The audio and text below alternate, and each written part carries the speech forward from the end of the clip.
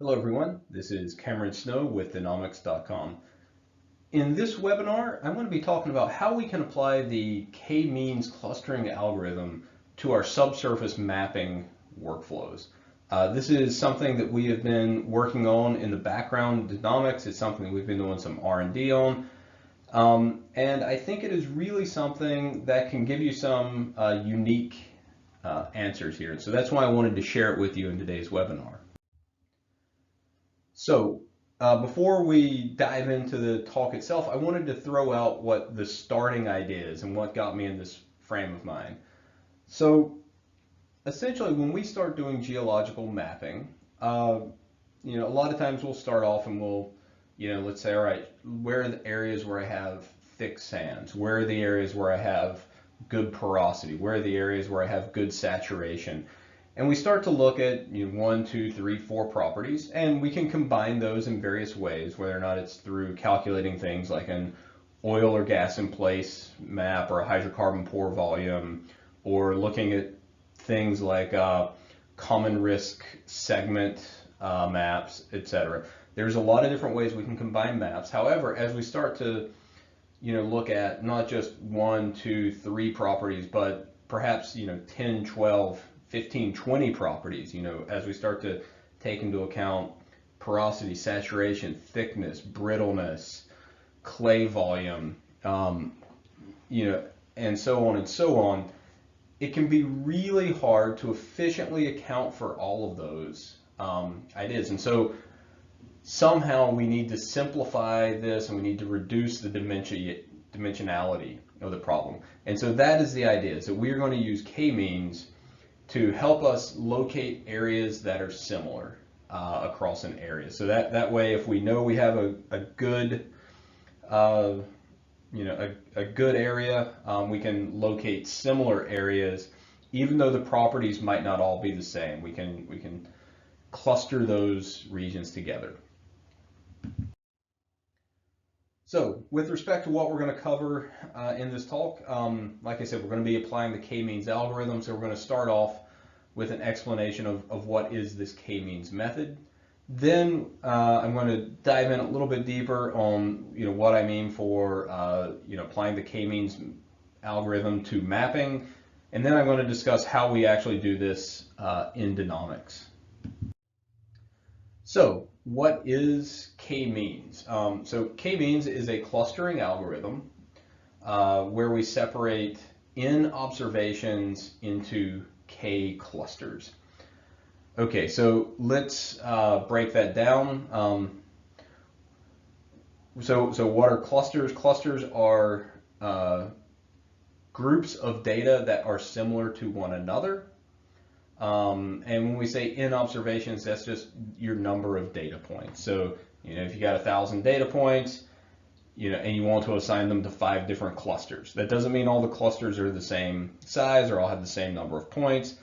It just means that, we are going to divide our data into 5 distinct areas. So here is a simple example of that, where we have, 3 clusters that have been drawn in this 2D space. So here you can see we have the center point of each of the clusters, and that's called the centroid. And we have the clusters themselves with the data points belonging to different clusters being colored the same. So this is very easy for you to understand in a 2D example like this. Now, I know what many of you are saying is, if I plot my data in 2D, I don't get nice clean groupings like this. I get a large blob. And in that case, we need to start bringing in additional variables, additional features. And that's one of the nice things about the k-means method is it's easy to explain in 2D, but this is something that can be extrapolated out into multi-dimensional space. The math is very simple and holds up quite well as you move from 2D into 3D into 7, 8, 9, 10 dimensions. So I want to start off with just some basic terminology because when you when we're talking about this, and maybe when you're going through and looking at some reference material, you'll see a lot of these terms pop up. And I just want to make sure that we're all on the same page when I use some of these. So first of all, the data points, obviously that's just our observations. We have the centroids. The centroids are the center points of each of these clusters. So that is what we will, that's kind of the center of each cluster, and that is how we are going to determine if a point belongs to one cluster or another, is by measuring the distance from the data points to the centroids. Then we have the clusters themselves. That is the group of data. And like I said earlier, in this example, the clusters are colored by cluster. So we have, cluster 1 here shown in red, cluster 2 in green, cluster 3 in blue. And, when we think about machine learning, this is what is referred to as an unsupervised learning method, meaning that there is no predefined classification scheme. So you could think about, okay, we have efficiently split this data into 3 different clusters, and maybe those clusters correspond to, some real world category, right? Like maybe you could say, oh, well, this cluster is high porosity sandstones, and this cluster are limestones, and this cluster are shells. That may be, but that is not necessarily the case. We are not applying a label to these as part of the training. So we are not supervising this, and that's why it's called an unsupervised method. So, that is a fundamental difference between things like k-means, which is a clustering algorithm, and let's say something like a random forest or a standard neural network that you would use for a classification exercise. So just a difference there that I want you to be aware of. Okay, so when you're performing k-means, the first thing you need to do is you need to determine the centroids. You can do this by hand if you have a small data set. However, we let the computer do the work for us. So essentially the process is one whereby we make some initial guesstimate from the data, and then we alter those centroids until they converge. And by convergence, I mean the sum of the distance from all the data points to the centroids stops varying, or it varies less than some certain threshold. And there are a number of different methods that we can use for this. Methods like k-means plus, naive sharding, random initialization, etc. And variations of these are going to be available in whatever package you choose for performing your k-means clustering. But in general, you're going to get the same answer at the end of the day with any of these initializations. It's just that certain ones will allow you to perhaps get to that convergence point a little more efficiently. But if you have a modest sized data set of a few 100,000 samples, it's not a computationally intense exercise. So you can really use any of those, and you'll essentially get to the same answer, or an answer that is similar enough that it's essentially the same. Okay, here I just wanted to show you an example of what convergence looks like. So what is going on is we randomly started with 3 centroids, and then we're updating these at each iteration, and we can see how we are trying to find these centroids so that we minimize the distance between the values in a cluster and those centroids. So it's a pretty simple process to understand when you start to look at it in terms of how those centroids are calculated. So once we have the centroids, then we need to determine what cluster each data point belongs to. And essentially, we do this by measuring the distance between the data point and the centroid, and we assign that data point to the closest centroid.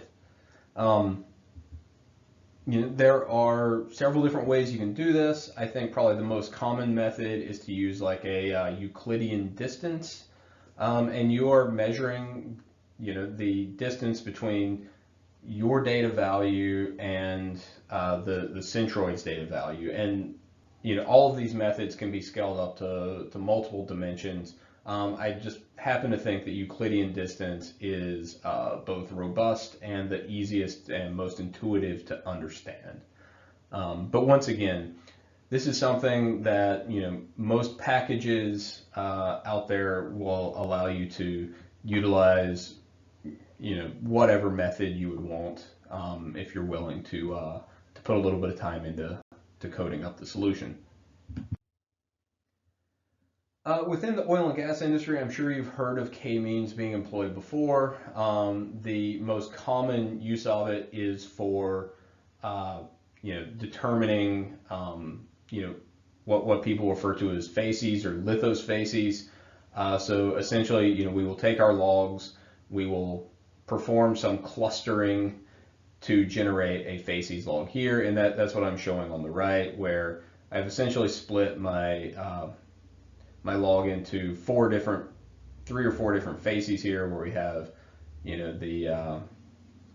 this pinkish color, the gold color, and the gray color here, with each one representing a different rock type, where I'm not, once again, it's not that I am saying this is, the gray is a shale, the gold is a, silty sandstone, the pink color here is a sandstone. What I'm saying is that the log properties, in this gray interval and this gray interval are more similar to one another than what is either in the gold or the pink color that's available here. So remember, we're not classifying, we're clustering, but that is the most common use within oil and gas.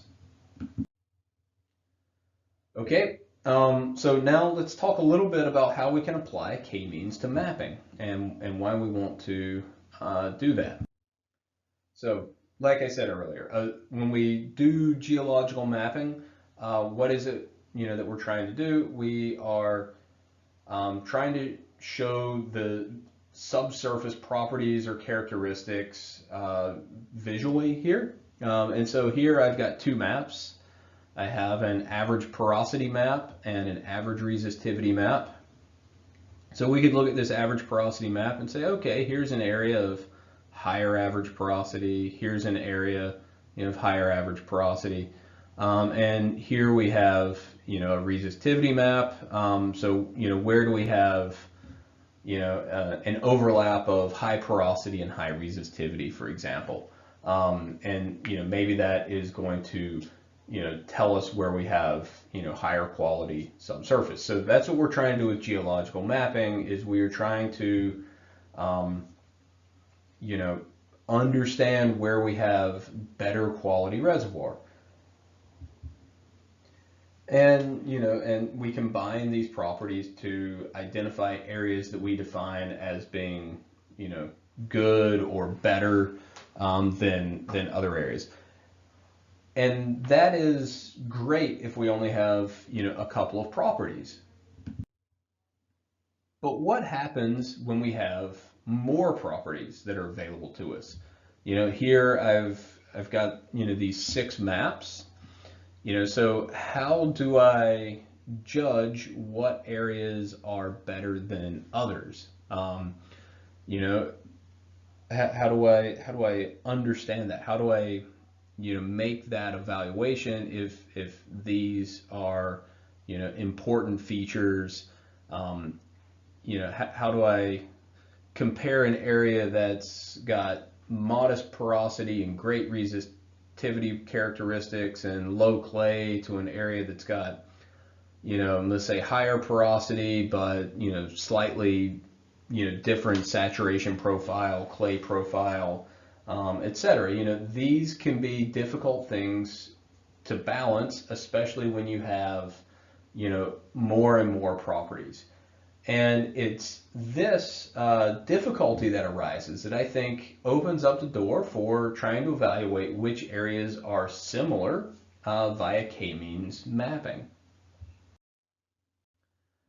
So if we think about what k-means does, is it essentially puts our data into clusters, into buckets that we can then map up. So what we're doing here is we are taking these zone by zone map properties, and we are, so now we're looking at, 6 dimensions here of data, and we are reducing that into k-means clusters, and then we have mapped the clusters up here. And I'm using the nearest neighbors gridding to show this, because I think that makes more sense when we're looking at discrete data. Now, it doesn't make for, maybe a very pretty or stylized maps relative to some of the ones here on the left. But what it tells me is that, this area here shown in this purple color is more similar to the area in this purple than it is to what's shown here or here or here in the teal or here in the gold color. So it's helping me understand which areas have more similar properties. And so, this could be interesting in terms of how we interpret this, because, what I may say is, wow, when I look at this area, on several of these maps, it looks quite different from the area down here. So maybe what it's telling me is, I need to, consider looking at this area up here to see, if it's worth a closer look. And that is the type of value that you can get out of this type of mapping. Is it always going to give you, a lead like that where you should say, I need to go out and evaluate that more closely? Probably not, but it's an easy method to apply, and because of that, I think it is worth evaluating, the type of value that can be derived from these maps. So just to stress the benefits of this,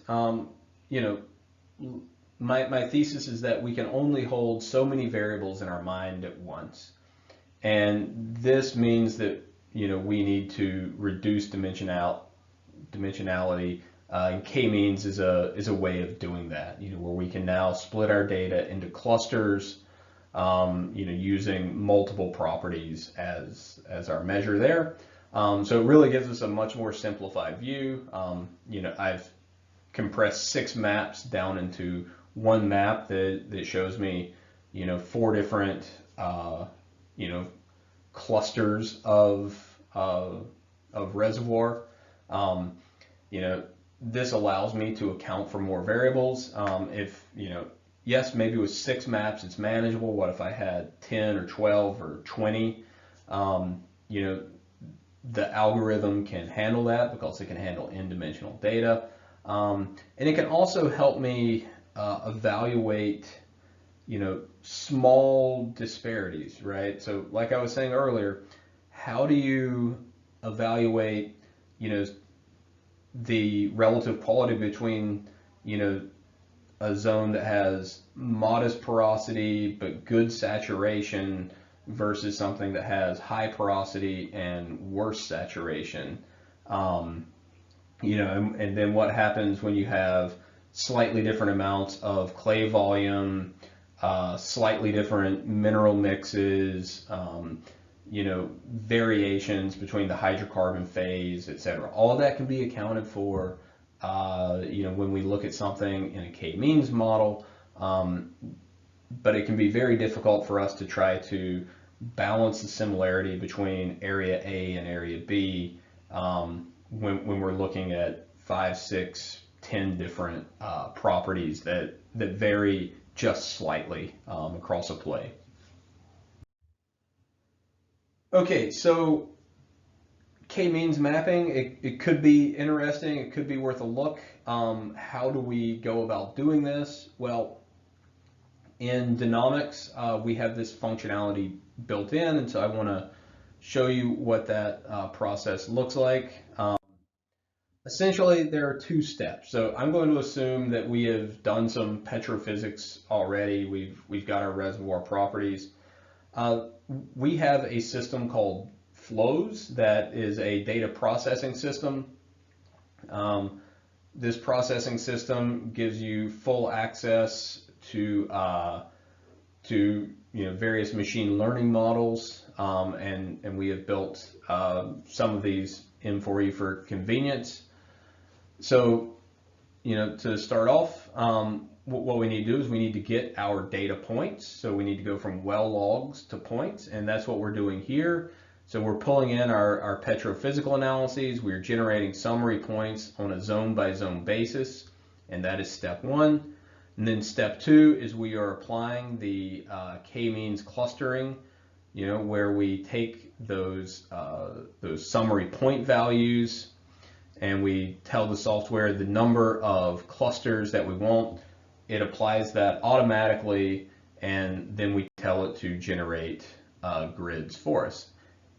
And simple as that. That is how we do that within Danomics. So, just a summary. So k-means, it is an unsupervised clustering algorithm. It allows us, when applied to mapping, to help us reduce the dimensionality of our data. So we can go from looking at a large number of properties to a more limited number of clusters. And where I think this really helps us is when we're looking at a play with thousands of wells where we have lots of subtle variations. We've got dozens of properties that we're trying to understand how they, influence an area's potential performance. K-means can help us identify areas that are similar through them falling within the same cluster. And so I think that is how it helps us reduce the dimensionality and put that in map format. Within the Danomics platform, this is a built-in tool. It can just be ran in our batch processing system called Flows with no coding required. So you don't have to jump over to Python, import your data, export that back out to your mapping package, etc. We can do all that in platform for you.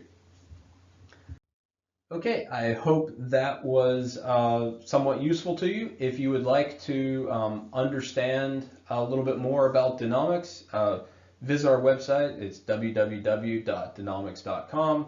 Or if you would like to schedule a demo, I'd love to show you the platform in more detail. You can always reach out to me at csnow@danomics.com. Thank you.